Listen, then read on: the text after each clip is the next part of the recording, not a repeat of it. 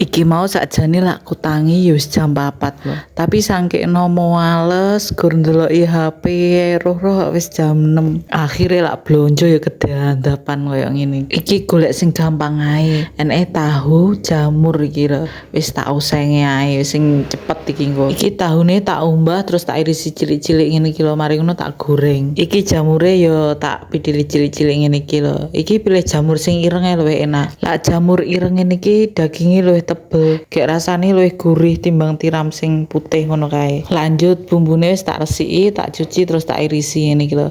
Bumbune gur bawang merah, bawang putih ambek lombok. Lak wajane wis panas baru dicemplungne bumbune sing wis diirisi. Ojo lali garam, gula, penyedap rasa, ambek lada. Lak wis kabeh nyemplung baru jamure dicemplungne. Iki jamure wis tak elaki banyune ya. Lanjut tahune sing wis tak goreng mau.